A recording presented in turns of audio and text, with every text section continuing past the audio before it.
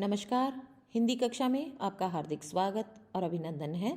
आज की वीडियो कक्षा 10वीं के लिए है। 10वीं कक्षा के अभ्यास पत्र की इस सीरीज़ को आगे बढ़ाते हुए हम पहुंच गए हैं व्याकरण के अभ्यास पत्र पर। आज की एक ही वीडियो में हम 5 अभ्यास पत्र दोहराने का प्रयास करेंगे।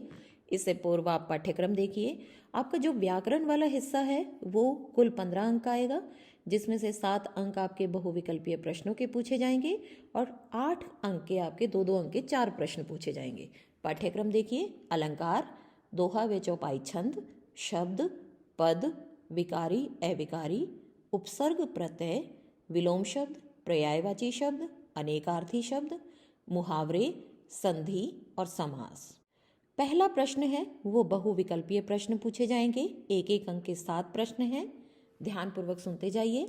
चरण कमल बंदो हरिराई पंक्ति में प्रयुक्त अलंकार बताइए। यहाँ पर चरण को कमल के रूप में लिया गया है तो रूपक अलंकार है। जहाँ कहीं भी उपमेय का उपमान पर अभेद आरोप हो वहाँ पर रूपक अलंकार होता है। दूसरा प्रश्न, संलग्न में उपसर्ग है सम, तो यहाँ पर होगा सम जमा में लग्न, शब्द बनेगा संलग्न। तीसरा प्रश्न, यजमान में प्रत्यय है मान, मान प्रत्यय का प्रयोग किया गया है। चौथा प्रश्न, अथ का विलोम है इति। अथ शब्द का अर्थ होता है प्रारंभ और इति शब्द का अर्थ होता है अंत। गुरु का पर्यायवाची शब्द है शिक्षक। पानी पीकर कोसना मुहावरे का अर्थ बताइए। इसका सही जवाब है हर घड़ी किसी का अमंगल चाहना। अंतिम प्रश्न, अनंत का अनेकार्थी है। इसका सही जवाब है आकाश। यहाँ पर अब 2-2 अंक के 4 प्रश्न दिए गए हैं। पहला प्रश्न है स्वर संधि किसे कहते हैं, उसके भेद बताइए। यहाँ पर आपको 2 भागों में पूछा गया है। इसका तात्पर्य है कि दोनों ही भाग एक एक अंक के हैं। एक अंक आपकी परिभाषा का और एक अंक आपके भेद का। स्वर संधि किसे कहते हैं, जहाँ पर स्वर का स्वर से मेल होने पर जो विकार उत्पन्न होता है उसे स्वर संधि कहते हैं। इसके भेद होंगे, इसके 5 भेद होते हैं स्वर संधि के: दीर्घ, गुण, वृद्धि, यण और अयादि।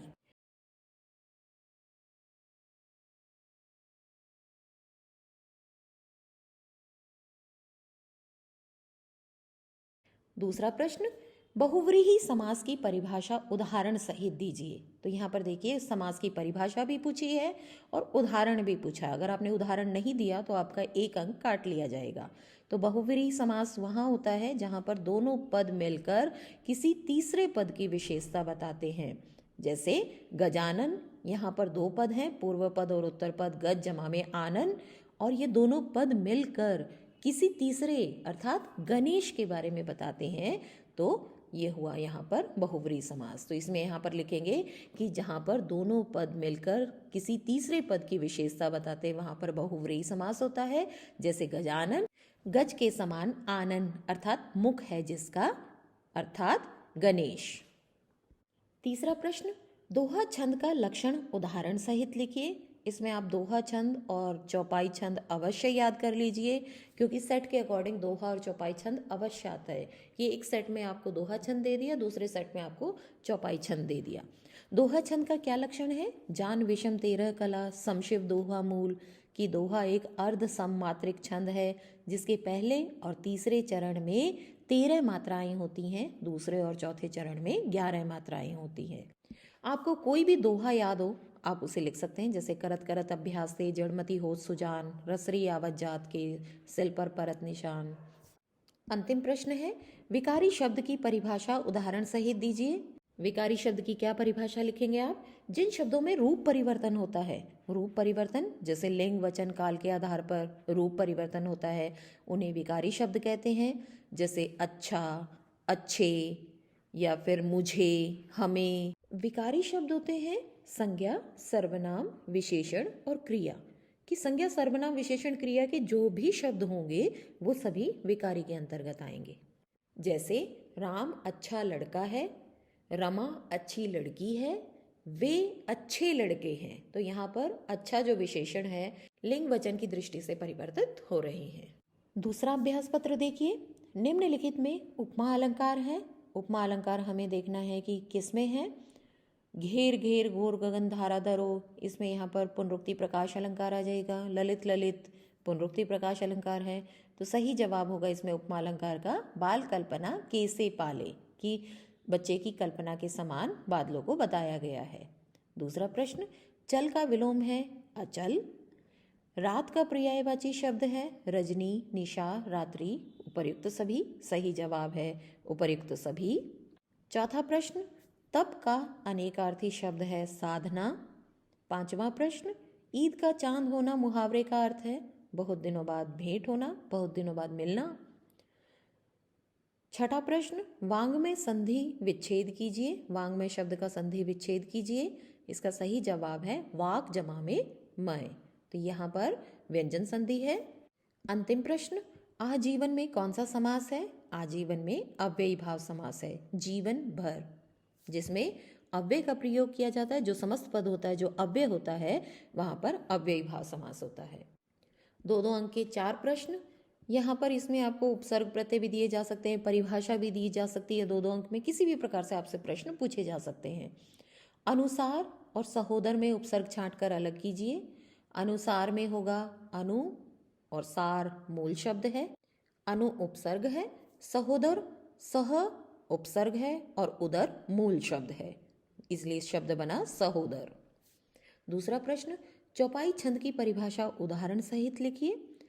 चौपाई छंद में आप क्या लिखेंगे कि चौपाई एक सममात्रिक छंद है जिसके 4 चरण होते हैं और प्रत्येक चरण में 16 मात्राएं होती हैं। आप इसका सबसे अच्छा उदाहरण है जय हनुमान ज्ञान गुण सागर, जय कपीश तेहु लोक उजागर, रामदूत अतुलित बलधामा, अंजनी पुत्र पवन सुतनामा। हनुमान चालीसा की ये चौपाई लगभग सभी बच्चों को याद होगी। तीसरा प्रश्न, शब्द की परिभाषा उदाहरण सहित लिखिए। आसान से शब्दों में आपको परिभाषा समझाऊं तो क्या है कि वर्णों के सार्थक मेल को शब्द कहते हैं। जैसे कोई भी आप शब्द उदाहरण के रूप में लिख लीजिए, जैसे कमल है, या आप इसी में से कोई भी एक शब्द उठा लीजिए। यहाँ पर जितने भी बहुत सारे शब्द आपको दिए गए हैं, रात है, रजनी है, निशा है, गंभीर है, अचल है, यहाँ पर कोई भी शब्द आप उठा सकते हैं, उदाहरण के तौर पर दे सकते हैं कि वर्णों के सार्थक समूह को शब्द कहते हैं। अंतिम प्रश्न है, गुण संधि की परिभाषा उदाहरण सहित लिखिए। परिभाषा में क्या लिखेंगे?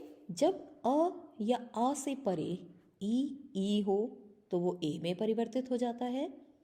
आ से परे ऊ हो तो वो ओ में परिवर्तित हो जाता है। और यदि ए आ से परे री हो तो वो अर में परिवर्तित हो जाता है। जैसे रमा जमा में ईश रमेश, चंद्र जमा में उदय चंद्रोदय, राज जमा में ऋषि राजर्षि, या फिर इनके अलावा आपको जो भी गुण संधि के उदाहरण याद हो आप उन्हें लिख सकते हैं। तीसरा अभ्यास पत्र देखिए। पहला प्रश्न, एक एक अंक के 7 बहुविकल्पीय प्रश्न। प्राण छूटे प्रथमई रिपु के रघुनायक सायक छूट न पाए में अलंकार है। यहाँ पर अतिशोक्ति अलंकार होगा। अतिशोक्ति अलंकार वहाँ होता है जहाँ पर बात को बहुत अधिक बढ़ा चढ़ाकर बताया जाता है कि तीर छूटने से पहले ही शत्रु के प्राण निकल जाना। तीर तो अभी छोड़ा ही नहीं था, उससे पहले ही शत्रु के प्राण निकल गए। यहाँ पर बात को अधिक बढ़ा चढ़ाकर बताने के कारण अतिशोक्ति अलंकार है। दूसरा प्रश्न, उत्कर्ष का विलोम है अपकर्ष। तीसरा प्रश्न, धन का पर्यायवाची है द्रव्य, संपत्ति, संपदा। उपर्युक्त सभी सही जवाब उपर्युक्त सभी। निम्नलिखित शब्दों में से योग रूढ़ शब्द कौन सा है? तो योग रूढ़ शब्द जाने पहले कि योग रूढ़ शब्द कौन से होते हैं। योग मतलब दोनों के मिलन से, रूढ़ मतलब जो किसी के लिए प्रसिद्ध हो गया है, जो मेल से तो बना है, दो शब्दों के मेल से तो बना है, लेकिन किसी व्यक्ति विशेष के लिए रूढ़ हो गया है। तो यहाँ पर देखिए दशानन सही जवाब है। दश मतलब संख्या, आनन मतलब मुख, तो यहाँ पर दोनों शब्द ही मिलकर 10 हैं। आनन जिसके अर्थात रावण, तो रावण के लिए रूढ़ हो गया ये शब्द, इसीलिए योग रूढ़ शब्द है।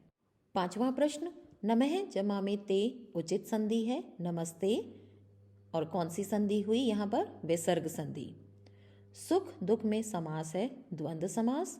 द्वंद्व समास कहाँ होता है, इसकी परिभाषा यदि पूछी जाए परीक्षा में तो परिभाषा भी सुनिए। जहाँ पर दोनों पद प्रधान होते हैं वहाँ पर द्वंद्व समास है। सुख दुख, सुख और दुख। अंतिम प्रश्न, घट का अनेकार्थी शब्द है। अनेक आर्थी मतलब जिसके अनेक अर्थ हो सकते हैं। कौन कौन से? हृदय, घड़ा, घना या विकल्प 1 व 2 दोनों। इसका सही जवाब है अंतिम विकल्प 1 व 2 दोनों, क्योंकि घट का अनेकार्थी हृदय भी होता है और घट घड़े के लिए भी प्रयोग किया जाता है। 2 अंक के 4 प्रश्न, जिसमें से पहला प्रश्न है अव्ययी भाव समास को सोदाहरण परिभाषित कीजिए। अव्ययी भाव समास जहाँ पर समस्त पद अव्यय होता है, जो जिसमें पूर्व पद प्रधान होता है और समस्त पद अव्यय के तौर पर प्रयोग किया जाता है, वहाँ पर अव्ययी भाव समास होता है। उदाहरण क्या लिखेंगे? आजीवन, जीवन भर। यहाँ पर आजीवन अव्यय है तो यहाँ पर अव्ययी भाव समास है। विकारी शब्द कौन कौन से होते हैं? विकारी जैसा ऊपर भी मैं आपको एक प्रश्न में बता चुकी हूँ कि जहाँ पर रूप परिवर्तित होता है विकारी कहलाते हैं। और संज्ञा, सर्वनाम, विशेषण, क्रिया के जितने भी शब्द हैं वो सभी विकारी शब्द होते हैं। तीसरा प्रश्न, मानवीकरण अलंकार की परिभाषा एवं उदाहरण दीजिए। परिभाषा भी देनी है और ध्यान देना बच्चों, सिर्फ परिभाषा लिखकर मत छोड़ देना, उदाहरण भी देना है, क्योंकि 1 अंक की परिभाषा है और 1 अंक आपका उदाहरण पूछा गया है। मानवीकरण अलंकार वहाँ होता है जहाँ पर जड़ क्रियाओं को मानवीय क्रियाओं के आधार पर दर्शाया जाता है। जैसे 9वीं कक्षा में आपने एक कविता भी पढ़ी होगी, मेघ आए बड़े बंठन के, उसमें बहुत सारे पंक्तियाँ प्रयोग की गई हैं मानवीकरण अलंकार की। धूल भागी घाघरा उठाए, मेघ आए बड़े बंठन के आदि। दोहा छंद को उदाहरण सहित परिभाषित कीजिए। इसका मैं एग्जाम्पल आपको ऊपर दे चुकी हूँ। दोहा एक अर्ध सममात्रिक छंद है जिसके पहले और तीसरे चरण में 13 मात्राएं, दूसरे और चौथे चरण में 11 मात्राएं होती हैं। जैसे रहीमन पानी राखिए, बिन पानी सब सून, पानी गई न उबरे, मोती मानस चुन। चौथा अभ्यास पत्र देखिए। पहला प्रश्न बहुविकल्पीय प्रश्न, 1 अंक के 7 प्रश्न है। निस्तार का संधि विच्छेद है, नीही जमा में तार। दूसरा प्रश्न है राष्ट्रपति में निम्नलिखित में से कौन सा समास है? विग्रह होगा इसका राष्ट्र का पति, इसलिए तत्पुरुष समास है। प्रवृत्ति का विलोम शब्द है निवृत्ति। कृषक का पर्यायवाची है किसान, हलदर, खेतीहर, उपर्युक्त सभी। इसका सही जवाब है चौथा विकल्प, उपर्युक्त सभी। 5वां प्रश्न, अब्ज का अनेकार्थी है कमल, पानी में जन्म लेने वाला। 6ठा प्रश्न, विद्वता शब्द किसका भाववाचक रूप है? विद्वता विद्वान से बना है। विद्वान कौन सा होता है? विशेषण शब्दावली है। विद्वान से ही विद्वता बना, तो इसका सही जवाब होगा विशेषण। सुनत जोग लागत है ऐसो जूं करई ककरी। ये पंक्तियां सूरदास के पद से ली गई हैं। उद्धव गोपियों को योग का संदेश देने के लिए आते हैं, लेकिन गोपियां कहती हैं कि तुम्हारा योग का संदेश सुनकर ऐसे लगता है मानो कोई कड़वी ककड़ी हो। जहाँ पर उपमेय की उपमान में संभावना या कल्पना दर्शाई जाती है वहाँ पर उत्प्रेक्षा अलंकार होता है। 2 अंक के प्रश्न देखिए। चौपाई छंद का लक्षण उदाहरण सहित। इस प्रश्न का जवाब मैं ऊपर दे चुकी हूँ और मैं आपको बार बार बता रही हूँ, दोहा और चौपाई छंद में से अवश्य ही एक प्रश्न आता है, इसलिए इस प्रश्न को अवश्य कर लीजिएगा। ईद का चांद होना, बहुत दिनों बाद दिखाई देना, इसे वाक्य में प्रयोग आप अपने अनुसार कर सकते हैं। छप्पर फाड़ कर देना, ज़रूरत से ज़्यादा मिलना, अपने अनुसार आप इसे वाक्य में प्रयोग कर सकते हैं। यहाँ पर वाक्य में ज़रूर प्रयोग करना, क्योंकि कई बार बच्चे इसे अर्थ लिखकर छोड़ देते हैं लेकिन वाक्य में प्रयोग नहीं करते, जिससे आपके अंक काटे जा सकते हैं। तीसरा प्रश्न, शब्द और पद में अंतर स्पष्ट कीजिए। शब्द की परिभाषा ऊपर भी आई थी। वर्णों के सार्थक समूह को शब्द कहते हैं, लेकिन जब वही शब्द व्याकरणिक इकाई के तौर पर वाक्य में प्रयोग किया जाता है तो उसे पद कहते हैं। यहाँ पर उदाहरण देखिए, शब्द हुआ राम। अब इसे व्याकरणिक इकाई के तौर पर यदि वाक्य में प्रयोग करते हैं तो बनेगा ये कि राम अच्छा लड़का है, तो जो राम है वो संज्ञा पद कहलाएगा। चौथा प्रश्न, अचेत और ओघट उपसर्ग छांट कर लिखिए। अचेत में अ उपसर्ग है और चेत मूल शब्द है। औघट में औ उपसर्ग है और घट मूल शब्द है। 5वां अभ्यास पत्र देखिए। पहला प्रश्न बहुविकल्पीय प्रश्न, 7 अंक के हैं। कोटि कोटि हाथों के स्पर्श की गरिमा पंक्ति में अलंकार है। जहाँ कहीं भी एक शब्द दोबारा से आता है लेकिन उसका अर्थ परिवर्तित नहीं होता है, वहाँ पर पुनरुक्ति प्रकाश अलंकार है। तो कोटि कोटि शब्द प्रयोग करने के कारण यहाँ पर पुनरुक्ति प्रकाश अलंकार है। दूसरा प्रश्न, आलस्य का विलोम है सुफुर्ती। तीसरा प्रश्न, चांदी का पर्यायवाची शब्द है रजत, रजत को चांदी कहा जाता है। चौथा प्रश्न, निम्नलिखित शब्दों में योग रूढ़ शब्द नहीं है।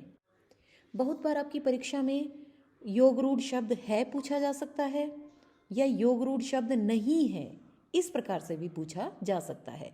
तो आप है और नहीं है शब्दों पर ज़रूर ध्यान दीजिए कि हमसे क्या पूछा गया है। तो यहाँ पर ऐसे शब्द बताने हैं जो योग रूढ़ नहीं है। हम विकल्प पर देखते हैं तो विकल्प में से हमें खजाना ऐसा शब्द है जो योग रूढ़ नहीं है। गजानन, गज जमा में आनन, गज के समान आनन है जिसका, अर्थात गणेश। पीतांबर, पीत है जो अंबर या पीत है अंबर जिसके, अर्थात श्री कृष्ण। दशानन, दश है आनंद जिसके, अर्थात रावण।